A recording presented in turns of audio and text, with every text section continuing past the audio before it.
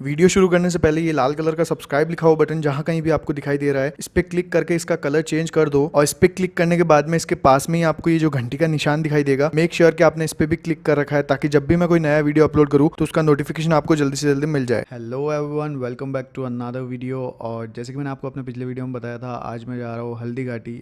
और हल्दी घाटी जाने के लिए वैसे तो 2-3 रास्ते हैं, नाथद्वारा होकर भी आप जा सकते हो। और एक रास्ता मैंने आपको पहले बताया था, जो कि अगर आपने मेरा कुंभलगढ़ वाला वीडियो देखा है तो उसमें मैंने आपको जोधपुर से आधे टाइम देसूरी होकर जो हल्दी घाटी और कुंभलगढ़ जाने का रास्ता है वो दिखाया था। पर अगर आप कुंभलगढ़ या फिर हल्दी घाटी कहीं पर भी जाना चाहते हो, दोनों जगहों में से, तो मैं आपको सजेस्ट करूँगा कि आप वाया उदयपुर जाओ। उदयपुर आके आप उदयपुर भी घूम सकते हो और यहाँ से जो है हल्दी घाटी काफ़ी नज़दीक भी है। तो अभी जिस रोड से मैं हल्दी घाटी जा रहा हूँ, यही रास्ता हल्दी घाटी भी जाता है और आगे कुंभलगढ़ को भी कनेक्ट करता है। तो आप इन दोनों में से किसी भी जगह अगर जाना चाहते हो तो ये रूट आपके लिए बेस्ट रहेगा। यहाँ पे रोड भी जो है काफ़ी अच्छा खासा बन रखा है और गांव भी बीच में काफ़ी कम आते हैं, और उस साइड से जो है काफ़ी सारे गांव आते हैं बीच में, और रोड भी पूरा सिंगल रोड है। इसके अलावा हल्दी घाटी पहुँचते ही मैं आपको सबसे पहले दिखाने वाला हूँ वहाँ का म्यूज़ियम, जो कि है महाराणा प्रताप म्यूज़ियम। वो म्यूज़ियम मैं आपको बता दूँ कि कोई भी गवर्नमेंट या फिर किसी भी राजघराने ने बना रखा है।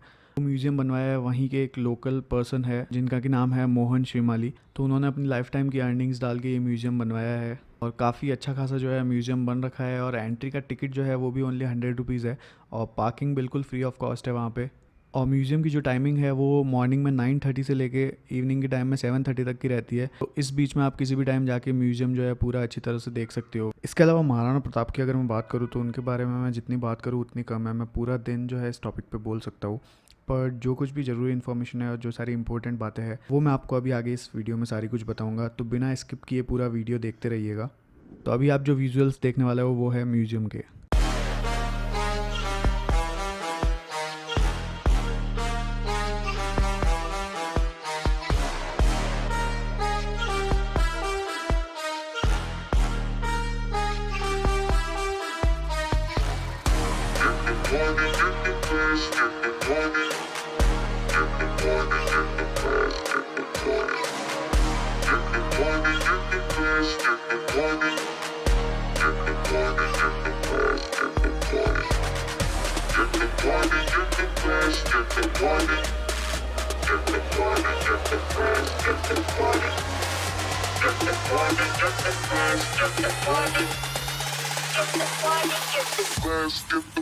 तो गाइज़, इस पूरे म्यूज़ियम को देखने के लिए आपको ऑलमोस्ट 1 घंटा लगेगा, जिसमें आपको एक शॉर्ट फिल्म भी दिखाई जाएगी ऑलमोस्ट 10 मिनट्स की, जिसमें आपको पूरा बताया जाएगा महाराणा प्रताप के बारे में। और उसके बाद में एक छोटा सा टूर दिया जाएगा जिसमें कि आपको वो जगह दिखाई जाएगी जहाँ पे महाराणा प्रताप पैदा हुए थे, फिर बड़े हुए, और जो कुछ भी उनका प्रोसेस रहा लाइफ का। और वो सारी चीज़ें अगर आप रियल में पूरा देखना चाहते हो तो ऊपर आई बटन में मैंने लिंक्स डाल रखे हैं दोनों ही जगह के। एक तो है चित्तौड़गढ़ और दूसरा है कुंभलगढ़।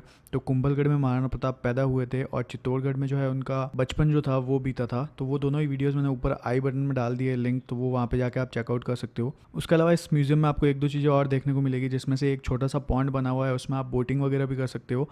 और एक यहाँ पे गुलाब जो होता है रोज़, उससे कुछ चीज़ें बनाई जाती है, तो उनका कैसे बनाते हैं, क्या प्रोसेस है, वो सब भी अंदर आपको दिखाया जाएगा। और उनसे बनी हुई चीज़ें जो है उनकी स्टॉल्स भी 1-2 आपको अंदर देखने को मिलेगी, जहाँ से अगर आप कुछ भी परचेस करना चाहते हो तो वहाँ से आप परचेस कर सकते हो। उसके अलावा आप महाराणा प्रताप और चेतक का जो ये स्टैचू देख रहे हो पहाड़ी पे, ये भी जस्ट म्यूज़ियम से ऊपर की साइड में ही बना हुआ है। तो ये अगर आप वहाँ पे जा रहे हो तो ज़रूर देख लेना। काफ़ी लोग जो है वहाँ पे नहीं जाते हैं और मिस कर देते हैं इस जगह को। एक बार आप वहाँ पे जाके ज़रूर देखना। यहाँ से आपको काफ़ी अच्छा खासा दूर दूर तक जो व्यू है वो देखने को मिलेगा।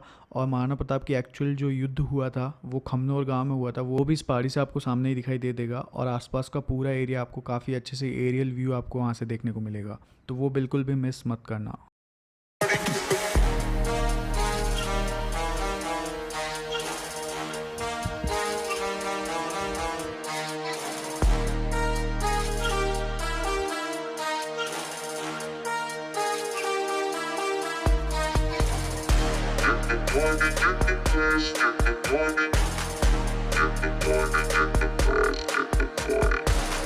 उसके बाद में गाइस, जैसे ही आप इस स्टैचू से नीचे की तरफ उतरोगे तो ये रोड आपको सीधा ले जाएगी उस जगह पे जहाँ पे बनी हुई है स्वामी भक्त घोड़े चेतक की समाधि। चेतक की अगर मैं बात करूँ तो चेतक कुछ इस तरह का घोड़ा था, उसका जो शरीर था इतना विशाल था। और अगर आप हल्दी घाटी जाते हो तो वहाँ पे एक स्टैचू, जो कि अभी मैंने आपको वीडियो में दिखाया, वो वीडियो में आपको देखने में उतना कुछ समझ में नहीं आ रहा होगा, पर वहाँ पे जाके अगर आप उस स्टैचू को देखोगे तो आपको एक्चुअल में रियलाइज़ आप कर सकते हो कि इसी तरह का कुछ जो है वो घोड़ा दिखाई देता होगा।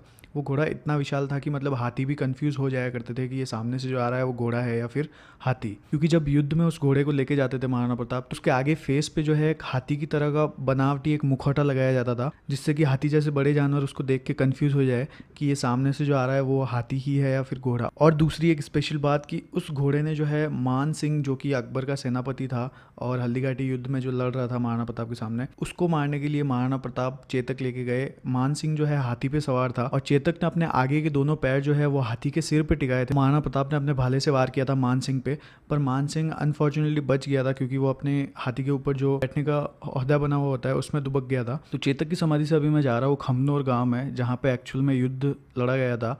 और उससे पहले मैं आपको एक चीज़ बता दूं कि जो इसको हल्दी घाटी कहा जाता है वो इस वजह से कहा जाता है कि यहाँ पे जो भी मिट्टी है अगर आप देखोगे तो बिल्कुल हल्दी जैसे कलर की है, और बीच में एक दर्रा आपको दिखाई देता है। दर्रा मतलब कि पहाड़ को काट के बीच में से रास्ता निकला गया है, तो उस पहाड़ की जो कटाई है वहाँ पे उस जगह को दर्रा बोला जाता है। और वहाँ पे भी अगर आप पूरी माटी देखोगे तो आपको हल्दी कलर की पूरी माटी जो है वहाँ की दिखाई देगी।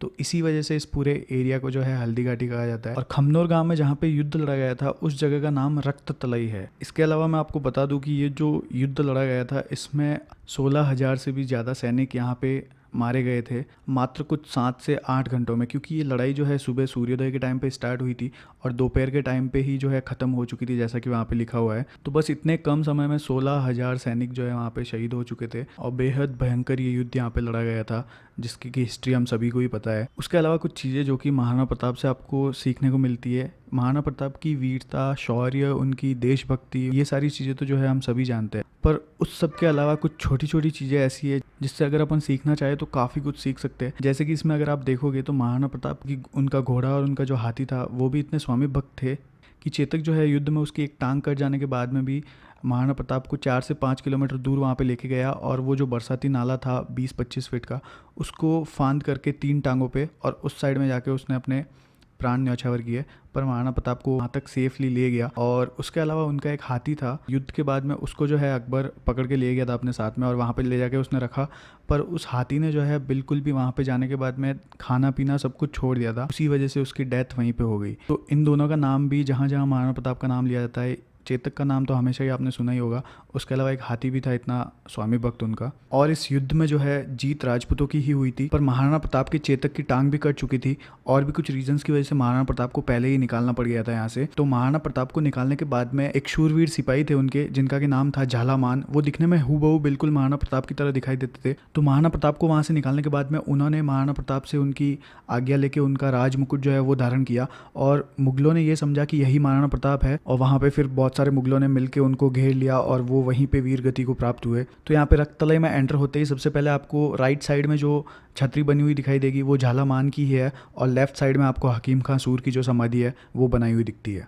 और झालामान के अलावा उनके पास और भी ऐसे कई योद्धा थे, जिनमें से कि अगर आपने देखा होगा अभी तो मैंने आपको तंवरों की छतरी इसमें दिखाई थी, तो वो तंवर जो थे उनमें 3 पीढ़ियाँ शामिल थी। उनकी तीनों पीढ़ी जो है इसी युद्ध में एक साथ लड़ते लड़ते वीर गति को प्राप्त हुए, जिनमें उनके दादा और उनका बेटा और फिर उनका पोता तीनों एक साथ इसी युद्ध में यहीं पे वीर गति को प्राप्त हुए। तो उनकी भी छतरी वहाँ पे बन रखी है और उनके बारे में बाकी डिटेल्स आपने आई थिंक पढ़ी ली होगी, जो कि मैंने अभी आपको दिखाई थी। और हकीम खां सूर के साथ बाकी जितने भी मुस्लिम सिपाही भी थे उनकी भी सभी की कब्र वहाँ पे मौजूद है। और इससे भी बड़ी एक और बात जो है वो ये है कि आजकल अगर आप देखोगे तो बहुत सारा ये जातिवाद और ये सब फैल चुका है अपने पूरे ऑल ओवर इंडिया में, पर उस टाइम की अगर मैं बात करूँ तो महाराणा प्रताप के जो सबसे ट्रस्टेड और सबसे ज़्यादा उनके नज़दीकी जो सैनिक थे वो सारे के सारे भील जाति के थे।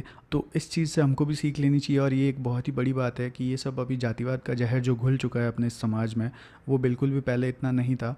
और उसके अलावा जो हिंदू मुस्लिम का भी सबसे बड़ा इशू अपने इंडिया में चलता रहता है, हिंदू मुस्लिम को लेकर बहुत कुछ यहाँ पे कहा जाता है और सुना जाता है। तो उसके लिए भी मैं आपको बता दूं कि एक तरफ जहाँ पे महाराणा प्रताप की सेना अकबर से लड़ रही थी, तो अकबर का जो सेनापति था वो एक राजपूत था, मान सिंह, जो कि मारवाड़ से था। और दूसरी तरफ अगर आप देखोगे तो महाराणा प्रताप का जो सेनापति था हल्दी घाटी के युद्ध में वो था हकीम खां सूर, जो कि एक पठान था और एक मुसलमान था। तो वो पूरी महाराणा प्रताप की सेना को लीड कर रहा था, वो सेनापति था उनका, और दूसरी तरफ सामने एक राजपूत ही उनसे जो है लड़ाई कर रहा था। तो ये हिंदू मुस्लिम दलित और ऊंच नीच के जो कुछ भी भेदभाव है, तो इन सारी चीज़ों को लेकर आप इंस्पिरेशन ले सकते हो इनसे।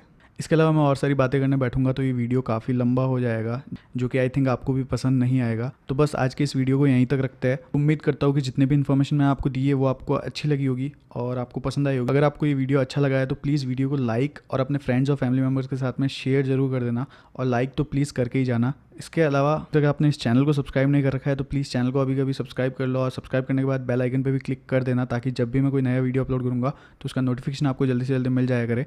So thank you so much guys for watching this video. जल्दी मिलेंगे अगले वीडियो में, तब तक के लिए जय हिंद, वंदे मातरम।